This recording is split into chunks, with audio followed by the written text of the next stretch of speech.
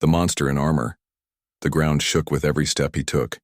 He moved through the broken city like a ghost of war.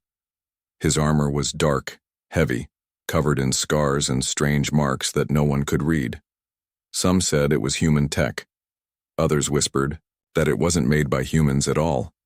No one knew the truth. No one dared ask. From the shattered rooftop, the alien princess watched him in silence. Her name was Kailari, daughter of the House of Fire. Her people had ruled this sector for centuries, warriors proud and strong. But even they trembled when they saw the human in black armor. He had no name, not one anyone knew. They called him many things: the Death Walker, the Silent One, the monster in armor.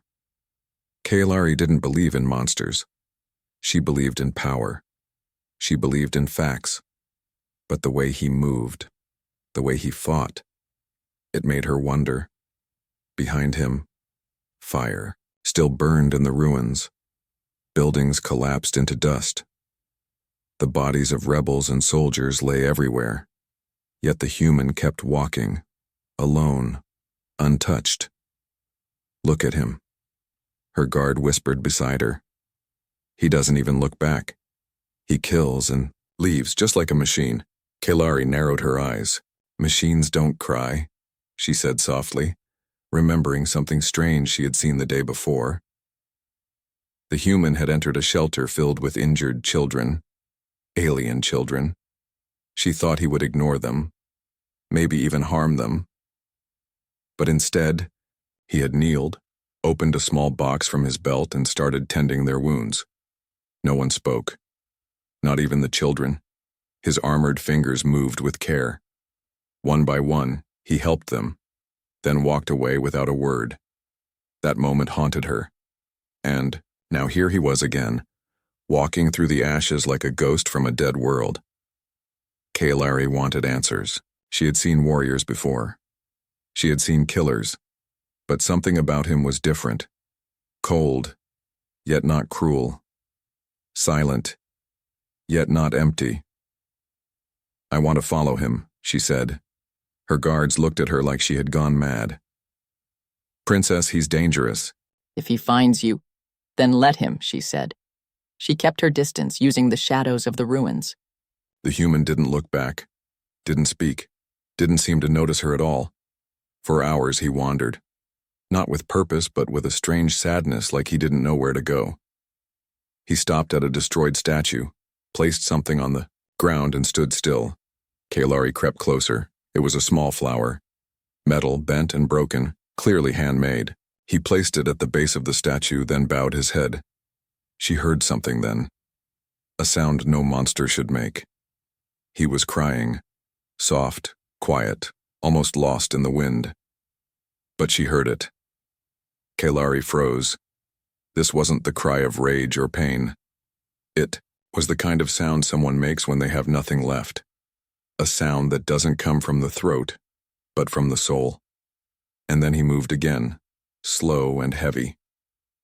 As he walked away, Kailari stayed hidden, breath caught in her chest. She didn't understand what she had seen. Was this really the same man who tore through armies? The same human who fought like a demon, burned cities, and walked through fire without fear? Or was it all just a mask? Was the armor hiding something? Someone that night in her tent she couldn't sleep. Her thoughts spun like a storm. What if the stories are wrong? She asked her old tutor. "Stories are always wrong," the tutor said. "Truth is not found in words, but in eyes." Kailari remembered his eyes. She had only seen them for a moment behind the cracked visor of his helmet. But in that moment she had seen no anger, no hate, only pain.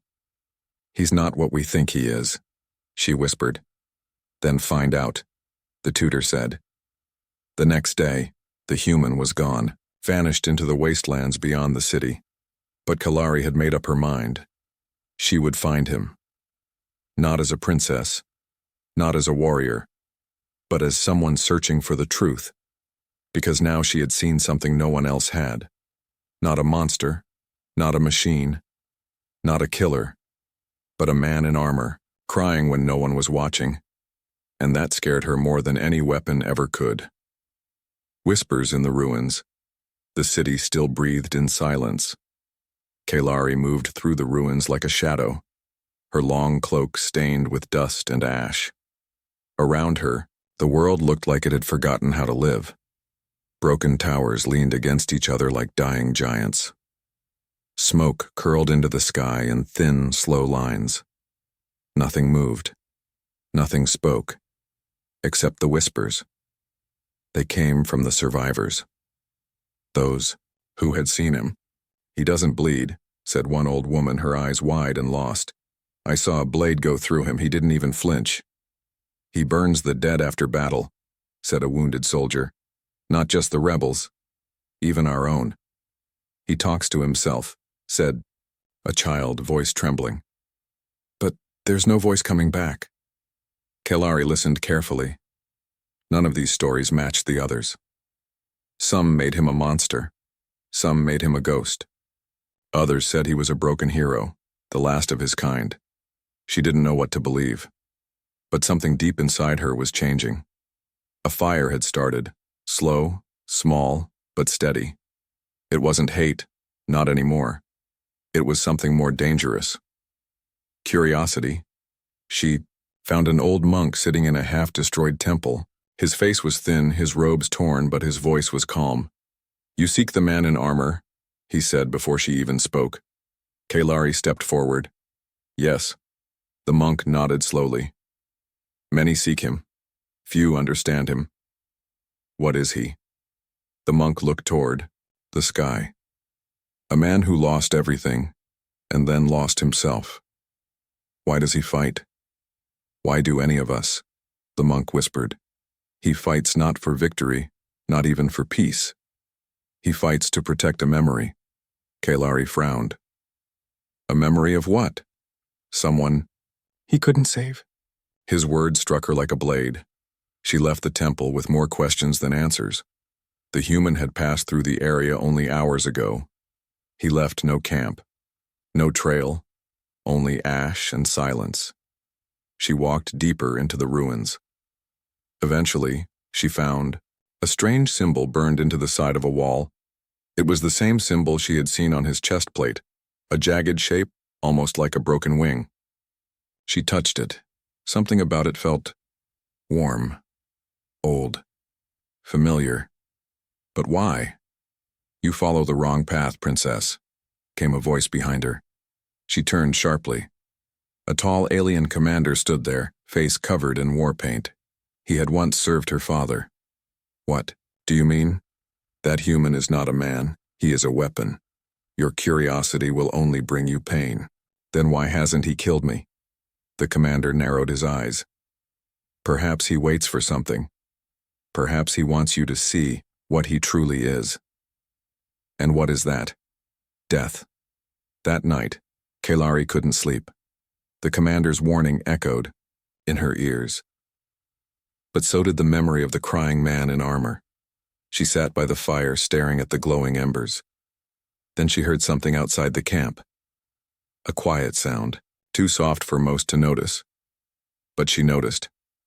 She stood slowly, drawing her blade, and stepped into the dark. In the distance, near the edge of the broken wall, she saw a tall figure. It was him. His armor looked darker under the moonlight, like it was swallowing the light itself. He didn't move, didn't speak. Kailari stepped closer. "Why are you here?" she asked. Silence. "Why do you keep following me?" More silence. She took another step.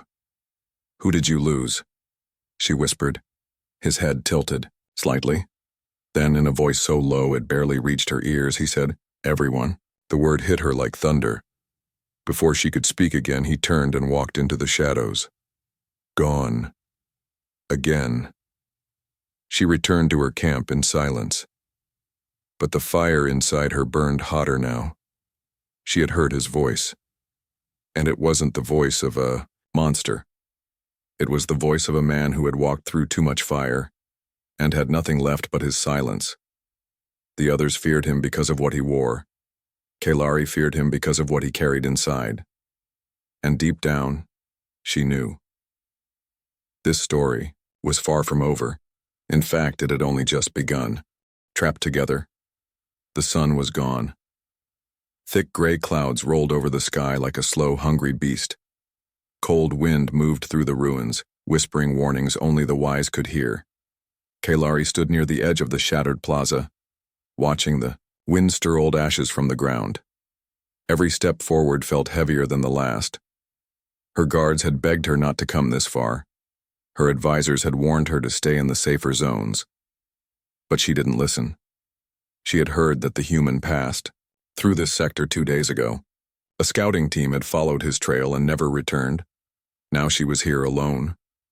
She kept one hand on her blade, but in her heart, she didn't want to use it. Not on him.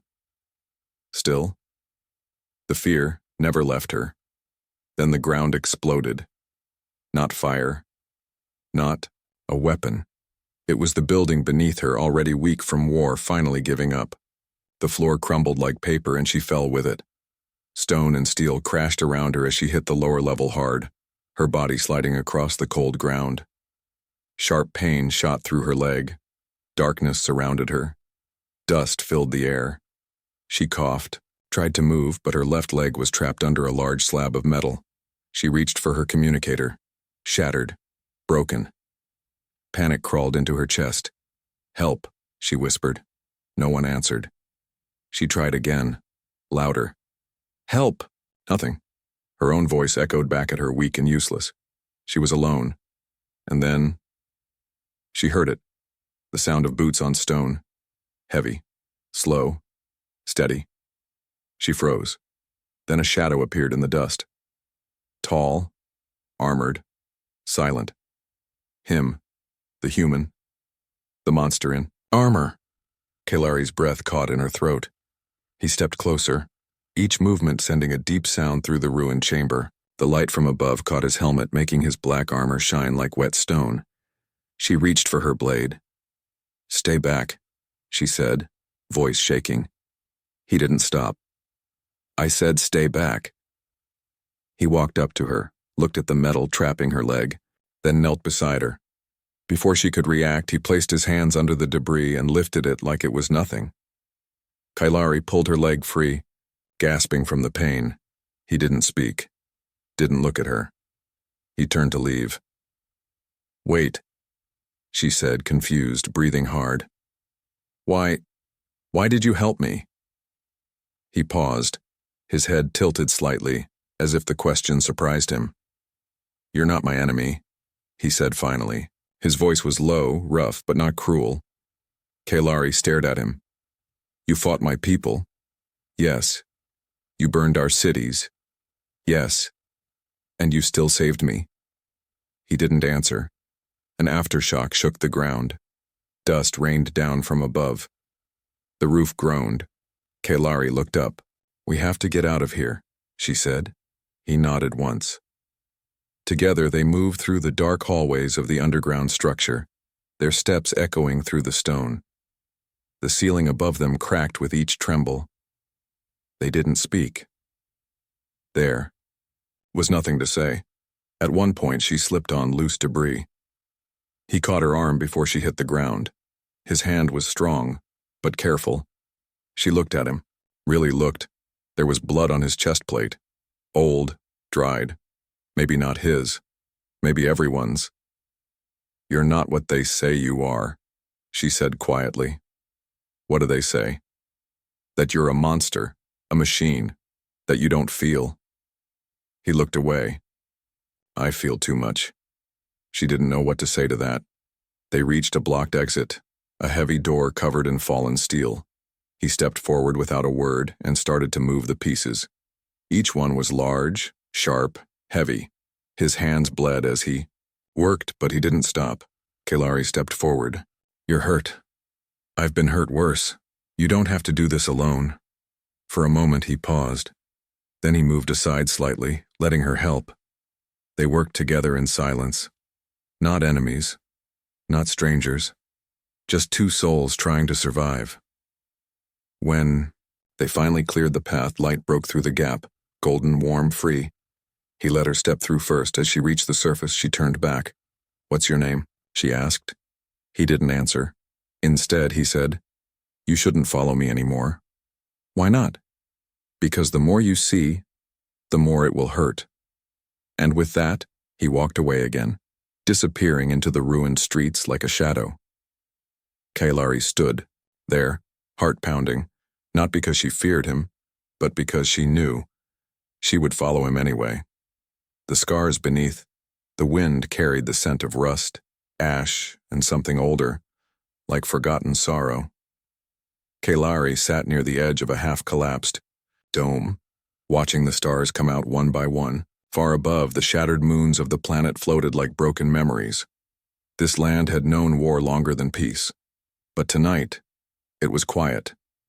She couldn't stop thinking about him, the way he had moved through the ruins, the way he had bled, without flinching, and the words he said, "The more you see, the more it will hurt." She didn't understand what hurt him, but something did, something deeper than wounds. She was supposed to return to her people, send word that the human had gone, write a report, pretend she didn't care. But she stayed and waited. By the third night, he returned, silent as ever, his armor reflecting the dim blue light of the twin moons. He didn't speak, didn't ask why she was still there. He simply sat near the fire she had made as if it was normal, as if they had always done this. Kalari offered him a ration pack. He didn't take it. Instead, he reached into a hidden panel on his leg armor and pulled out a small container, metal, dented, old. He placed it between them, opened it, and showed her what was inside. A collection of small objects, a broken key, a faded photograph, a child's toy cracked down the middle. "Who were they?" Kalari asked, voice soft. "My family," he said, still not looking at her. "What happened to them?" "The war happened." His words felt heavier than the night. Kalari wanted to say something that would make it less painful, but nothing came. So she said nothing. Later that night, he stood and removed his chest plate, not all of it, just the upper part, to check the damage from the last battle. Kalari looked without meaning to, and froze. His skin was covered in scars, some old and thin, others thick and deep, patches of burned tissue, marks that no healer could ever erase, and on his chest, just above his heart, was a tattoo. Simple. Human language. She leaned closer. It said, "They were my world." Her breath caught. She wasn't supposed to see that. She knew. It felt like reading a secret someone buried deep inside themselves. "You're not just wearing armor," she said. "You're hiding inside it." He didn't respond, but his shoulders lowered just a little, as if a weight had been lifted. "Why do you keep fighting?" she asked. He looked at the fire. "Because if I stop, I'll remember." "Remember what?" "What peace felt like. What it felt like to be someone else." Kalari stared at him. "You're not a weapon." He gave a tired smile. It was the first time she had seen him smile. But it was sad, not joyful. Like it hurt to move his face that way. "I used to believe that," he whispered. She reached out slowly and placed a hand on his arm. He flinched. Just for a moment. Not from pain, from surprise. "You still bleed," she said. "You still cry. You still remember love. That means you're still human." He looked at her, eyes reflecting the fire. "What if being human is what hurts the most?" "Then let it hurt," she said, "because it means you haven't become the monster they think you are." For a long time they sat in silence.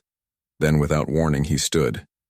He looked toward the far horizon, where distant smoke rose from another ruined city. "I have to go," he said. "Why?" "Because they still need saving." "And you?" she asked. He paused. "I'm already too far gone." He walked into the night again, armor clicking softly as he vanished into shadow. But this time, Kalari didn't stay behind. She followed him, not because she had to, but because now she knew. He wasn't the monster in armor.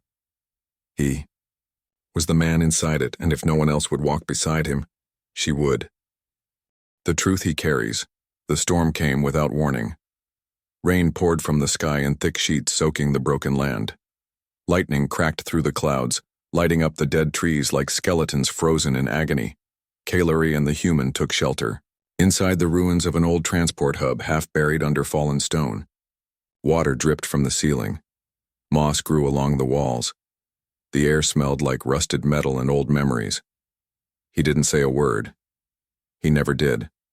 Not unless he had to. But Kailari had learned to read the silence between his breaths. He was tense, tonight. Not from pain, from what he knew was coming. "You're hiding something," she said, gently placing her cloak near the fire they had built from scraps. He didn't look at her. "You've been hiding it since the beginning. Not just your name, not just your scars, something deeper." He stared into the fire. His armor steamed from the rain, smoke curling off his shoulders like he had just stepped out of a war zone. "It's time to tell me," she said. He closed his eyes. When he opened them again, something had changed. "Before the wars began," he said, "I was a healer." Kalari blinked. "A healer?" "Yes. On a small colony. We had no weapons, no soldiers, just families, children, gardens." He paused. Then came the machines. Kalari leaned forward. "They weren't ours, not even yours. No one knows where they came from, just that they wanted to erase us, all of us." His voice was low, distant, like he wasn't speaking to her anymore, but to someone long gone. "We called for help. No one came. Not your empire, not my people. We were too far, too small." He slowly removed one of his gauntlets. His hand was shaking. "I tried to help. I tried to save the wounded. I couldn't. There were too many." Kalari reached for his hand. Gently, placing hers over it. "What happened?" she whispered. "They burned everything. I lost them all. My wife, my son, even the ones I couldn't remember by name. All gone." He looked up, eyes wet but not crying. "I swore I would never be weak again."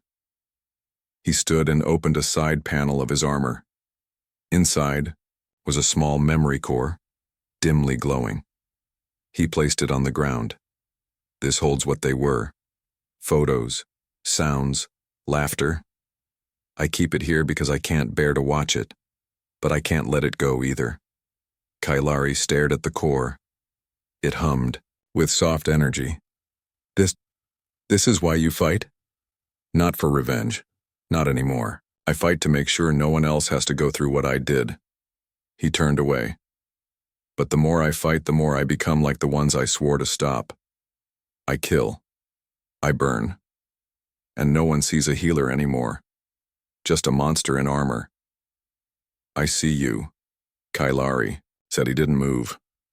"I see the man who saved a child from rubble, who carried my broken body without asking anything in return, who burns the dead because he still believes every life matters," he whispered. "It's not enough." She walked to him, slowly, and placed a hand on his back. "Maybe it's not. Maybe the past can't be fixed. But your truth matters. And if you keep carrying it alone, it will crush you." "Then let it crush me," he said. "No," she replied. "I won't let it." Suddenly, the sound of a distant engine echoed through the ruins. Kalari's ears twitched. "Someone's coming." He reached for his weapon, eyes narrowing. "Not someone. Them." "Who?" He stepped outside the shelter. Above them, black ships broke through the clouds, sleek, fast, without lights. "The ones who created the machines," he said. Kalari felt her blood go cold. "They're real?" "Yes. And they found me." "Why?" He looked at her with eyes full of fire and sorrow. "Because I'm the last one who knows how to stop them." The rain fell harder now. The storm above was nothing compared to the storm that had just begun on the ground. Kalari looked at the sky, then back at him. "Then let's stop running," she said, "and start fighting." He stared at her, truly stared, as if seeing her for the first time. "You're not afraid?" "I was," she admitted. "But not of you. I was afraid of finding out that monsters were real." She stepped beside him. "Now I know the truth. They are, but so are the ones who stand against them." He gave a slow nod, not of command, but of respect. "Then stay close," he said, and for the first time he said her name. "Kalari." Her heart skipped a beat. "I will," she whispered, and together they turned to face the dark sky, ready to fight the past. When the mask breaks, the first blast came from the sky. A silent beam of light struck the ground near the ruins, turning stone to dust in an instant. The shockwave knocked Kailari off her feet. Before she hit the ground, strong arms caught her. He pulled her behind a fallen wall, armor shielding her from falling debris. "They're here," he said, his voice calm but sharp. She nodded, gripping her blade. Above them, the enemy ships hovered like vultures, sleek, cold, inhuman. They made no sound, but the fear they spread was louder than thunder. "What are they?" she asked. "The ones who erased my colony. Machines born from silence, they don't speak. They only end." Kalari felt her pulse rise. The air around them shimmered. Transport beams. They were sending ground units, and then they came. Tall, black figures, not made of metal, not quite alive. Their limbs moved like liquid, their faces blank.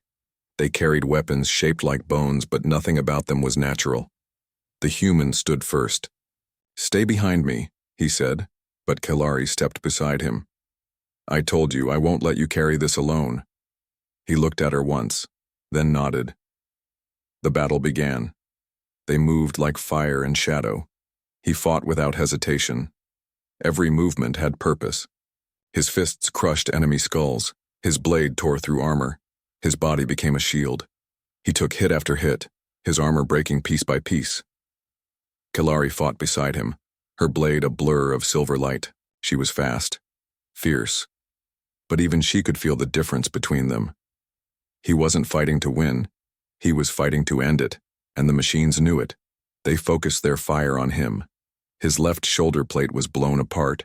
His side was pierced by a spike of energy, but he didn't fall. He kept going until one of the machines unleashed a pulse, a weapon meant to strip away shielding. It hit him full force. His armor exploded outward, pieces flying across the field. Kalari screamed, running, to him, but she stopped when she saw what was beneath, and for a moment, time stood still. He knelt in the center of the battlefield, no longer a monster in armor, no longer a symbol of fear, just a man. His skin was pale, covered in fresh wounds and old burns. Thin scars traced his body like rivers of pain. A large wound bled down his side, and across his back, a brand, the symbol of the colony that no longer existed. His eyes lifted slowly and met hers, not cold, not empty, just tired. So tired. Kalari walked to him, pushing aside fallen stone, ignoring the chaos around them. "You're bleeding," she whispered. "I told you," he said. "The more you see," she dropped to her knees beside him. "I see everything now, and I'm still here." A machine rushed toward them. Before she could react, the human grabbed a broken metal rod and drove it into the enemy's core. The machine collapsed, but he didn't rise. He collapsed forward, blood pooling beneath him. "No!" Kalari caught him. "You're not dying here.